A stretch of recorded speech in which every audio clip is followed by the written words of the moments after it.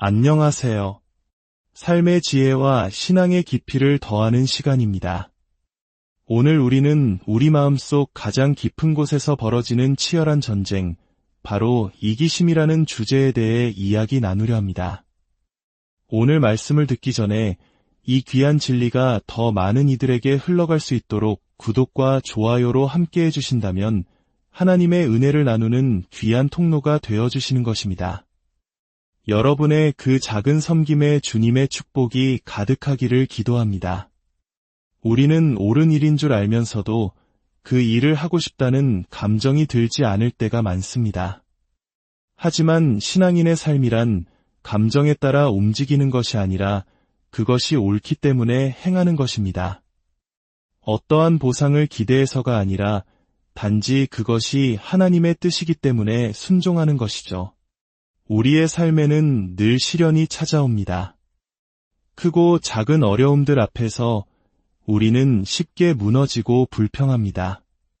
하지만 만약 우리가 모든 상황 속에서 나 자신에게만 집중하지 않는다면 그 시련의 무게는 훨씬 가벼워질 수 있습니다. 우리는 종종 문제 자체보다 그 문제로 인해 상처받고 불편해진 나의 감정 때문에 더 크게 고통받습니다. 왜 나에게 이런 일이, 아무도 나를 돌봐주지 않아 와 같은 생각에 사로잡혀 문제를 실제보다 훨씬 더 거대한 괴물로 만들어버립니다. 성경 곳곳에서 우리는 이러한 이기심을 넘어서는 믿음의 사람들을 만납니다. 사도 바울은 자신의 육체에 있는 가시를 제거해달라고 하나님께 3번이나 간절히 기도했습니다. 하지만 하나님의 대답은 아니었습니다. 대신 내 은혜가 내게 족하도다 라고 말씀하셨죠. 하나님은 바울이 위대한 계시로 인해 교만해지지 않도록 그에게서 시련을 거두지 않으셨습니다. 즉, 하나님께서는 바울을 교만이라는 더 큰 죄에서 지키시기 위해 그가 감당할 수 있는 시련을 허락하신 것입니다. 이기심이라는 주제는 우리 삶의 모든 영역에 영향을 미칩니다. 특히 가장 가까운 관계인 결혼 생활에서 이 문제는 더욱 선명하게 드러나곤 합니다. 나는 내가 원하는 방식으로 사랑받고 있지 않아, 나는 충분히 받고 있지 못해 라는 생각이 들 때 우리는 이기심에 더대 빠지기 쉽습니다. 하지만 관점을 조금만 바꾸어 보면 어쩌면 상대방은 자신이 아는 최선의 방법으로 나를 사랑하고 있는 것일지도 모릅니다.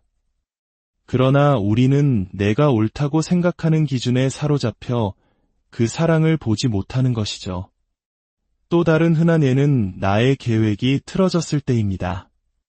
하루 계획을 완벽하게 세워두었는데 누군가 나타나 그 계획을 바꿔버린다면 어떻습니까?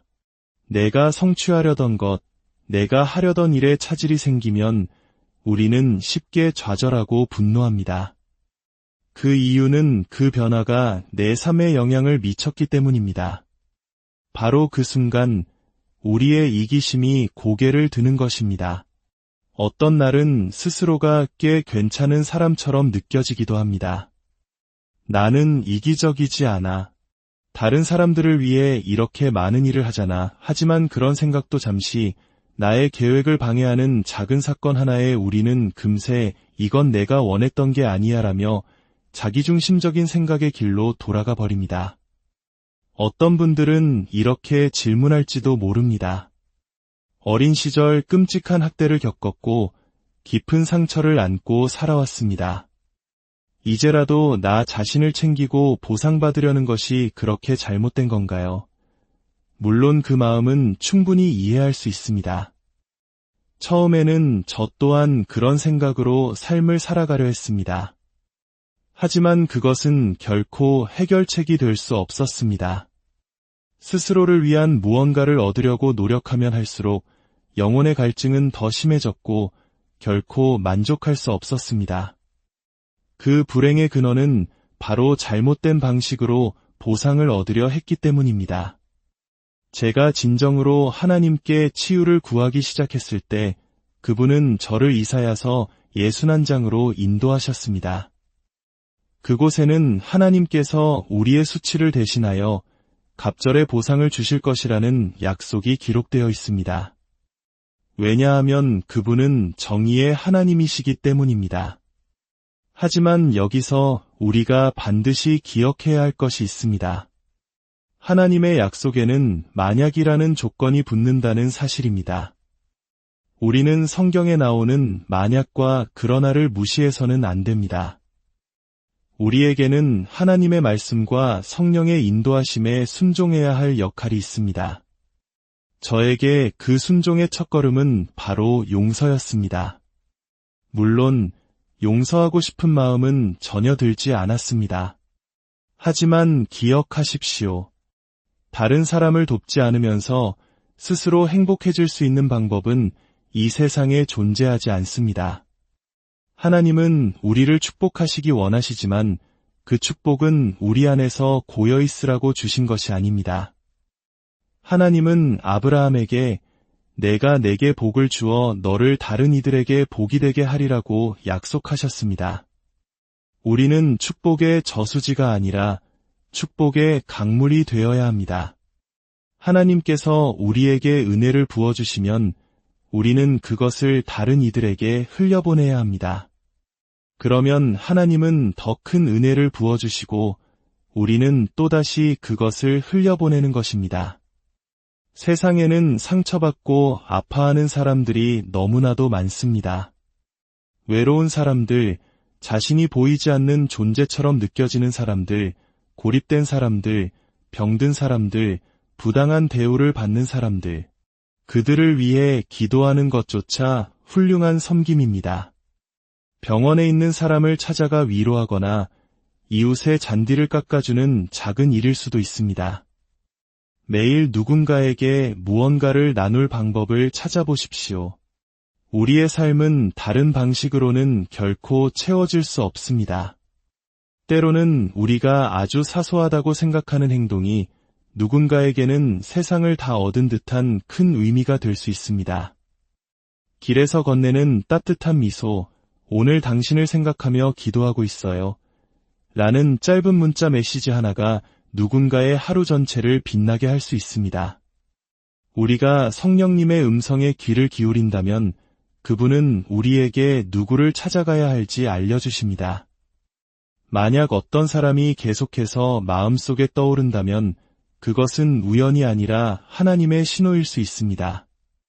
저 또한 몇 주 전 한 친구가 3일 동안 계속 마음에 떠올랐던 경험이 있습니다. 예전에 저였다면 무시하고 지나쳤겠지만 이제는 그것이 하나님의 음성임을 압니다. 친구에게 전화를 걸어 안부를 묻자 친구는 깜짝 놀라며 말했습니다. 내가 전화해 줄 거라곤 상상도 못했어. 사실 내 삶에 일어난 일에 대해 너에게 말하고 싶었는데 널 방해하고 싶지 않았어. 알고 보니 친구는 몸에서 종양이 발견되어 암인지 아닌지 결과를 기다리는 힘든 시간을 보내고 있었습니다. 저는 친구와 함께 기도했고 감사하게도 그것은 양성 종양으로 밝혀졌습니다. 하나님께서 이처럼 우리를 사용하실 때마다 우리는 놀라움을 금치 못합니다. 그리고 그 경험은 상대방뿐만 아니라 나도 하나님의 음성을 들을 수 있구나라는 믿음의 확신을 우리에게도 심어줍니다. 이것은 삶의 관점을 바꾸는 훈련입니다. 직장에 들어설 때 오늘 내가 할 일은 무엇인가, 나는 저 사람들에게서 무엇을 얻어야 하는가를 생각한 대신 오늘 나는 도움이 필요한 누구와 마주치게 될까? 라고 질문을 바꾸어 보는 것입니다. 내 모습은 괜찮아 보일까? 내 머리 스타일은, 내 옷은 어떨까? 와 같은 자기중심적인 생각에서 벗어나 시선을 밖으로 돌리는 연습이 필요합니다. 앞서 말했던 이사야서의 약속, 즉 죄를 대신하여 화관을, 슬픔을 대신하여 기쁨의 기름을, 근심하는 영을 대신하여 찬송의 옷을 주시고 갑절의 보상을 주시겠다는 그 약속은 제가 저에게 씻을 수 없는 상처를 준 부모님을 용서했을 때 제 삶에서 이루어지기 시작했습니다. 용서하지 않는 마음, 그것이야말로 지독한 이기심입니다. 상처를 준 것은 그들인데 왜 이것이 이기심인가? 라고 반문할 수 있습니다. 하지만 용서하기를 거부하는 것은 그 상처를 계속 붙들고 상대를 내 마음의 감옥에 가두어 두는 행위이기 때문입니다. 용서는 주는 행위입니다. 우리가 누군가를 용서할 때 비로소 우리는 그 상황을 하나님의 손에 온전히 맡겨드릴 수 있게 됩니다. 다시 한번 강조하지만 우리는 옳은 일을 할 때마다 반드시 좋은 감정을 느껴야 하는 것은 아닙니다. 우리는 그것이 옳기 때문에 행하는 것입니다. 하나님께서 저에게 낸라하신 부모님과 홀로 되신 이모님을 돌보라고 하셨을 때 솔직히 말해 기쁜 마음은 아니었습니다. 저를 학대했던 바로 그분들이었습니다. 요양원에 방문하러 갈 때마다 와, 신난다 라고 외쳤던 적은 단 한 번도 없었습니다. 하지만 그것이 옳은 일이었기에 순종했습니다. 저는 하나님께서 우리의 이런 솔직한 마음을 귀하게 보신다고 믿습니다. 하나님, 제 마음은 정말 이걸 원하지 않지만 주님의 뜻이기에 순종하겠습니다. 예수님께서도 십자가를 지기 원치 않으셨습니다. 3번이나 아버지여, 할 수만 있다면 이 잔을 내게서 옮기시옵소서. 그러나 나의 원대로 마옵시고 아버지의 원대로 하옵소서 라고 기도하셨습니다. 예수님은 그것을 원치 않으셨지만 그것이 우리를 구원하기 위해 반드시 필요한 옳은 길임을 아셨기에 순종하셨습니다. 우리는 종종 순교자와 섬기는 자의 차이를 혼동합니다. 우리는 순교자가 될 의도는 없지만 때로는 다른 사람들의 동정을 즐기기도 합니다. 내가 얼마나 힘들게 일하는지 알아. 내가 자식들을 위해 얼마나 희생하는데 와 같은 말들로 은근히 동정과 인정을 구합니다. 그 동정심은 비뚤어진 방식으로 우리 자신을 높여줍니다. 진정한 섬김과 순교자적 행위의 차이는 동기에 있습니다. 나는 하나님을 위해 이 일을 하는가? 아니면 사람들의 관심을 받기 위해 하는가? 때로 우리는 다른 사람을 돕고 나서 스스로에 대해 좋은 감정을 느끼기 위해 그 일을 하기도 합니다. 내가 얼마나 선한 사람인지 봐. 내가 얼마나 관대했는지 알아? 라고 속으로 외치는 것이죠. 진짜 질문은 이것입니다. 만약 아무도 당신이 한 일이라는 것을 알아주지 않아도 괜찮은가? 성경은 우리가 할 수만 있다면 오른손이 하는 일을 왼손이 모르게 비밀리에 다른 사람들을 도우라고 가르칩니다. 아주 사소하지만 깊이 생각해 볼 만한 예가 있습니다. 어떤 사람이 당신에게 와서 믿을 수 없는 일이 일어났어요. 하나님께서 이렇게 놀라운 일을 행하셨어요. 제가 바로 그 문제를 놓고 계속 기도해왔거든요. 라고 간증할 때 제가 바로 그 일을 위해 기도하고 있었어요. 라고 말하고 싶은 유혹을 참아내기가 얼마나 어려운지 모릅니다. 그 말을 하는 순간 우리는 하나님의 영광을 가로채 그 일은 나 때문에 일어난 것이라고 말하는 것과 같습니다. 그 순간순간의 작은 유혹들을 이겨내고 모든 영광을 하나님께만 돌려드리는 것이 진정한 섬김의 시작입니다. 갈라디아서 2장 20절은 말합니다. 내가 그리스도와 함께 십자가에 못 박혔나니 그런즉 이제는 내가 사는 것이 아니요 오직 내 안에 그리스도께서 사시는 것이라.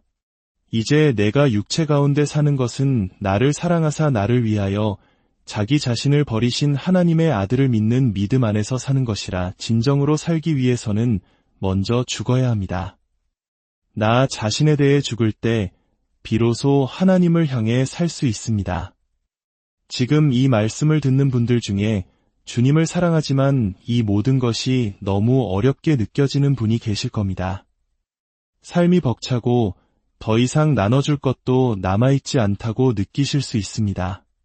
그런 분들에게 가장 먼저 드리고 싶은 조언은 이것은 너무 어려워 라고 말하는 것을 멈추는 것입니다. 하나님께서 우리에게 하라고 명하신 것은 결코 우리에게 너무 어려운 일이 아닙니다. 우리가 그것에 저항하기 때문에 어렵게 느껴지는 것입니다. 만약 저항하는 대신 그 상황을 끌어안는다면 어떨까요? 마치 아기를 낳을 때와 같습니다. 진통이 시작될 때 의사는 긴장을 풀고 호흡하라고 말합니다.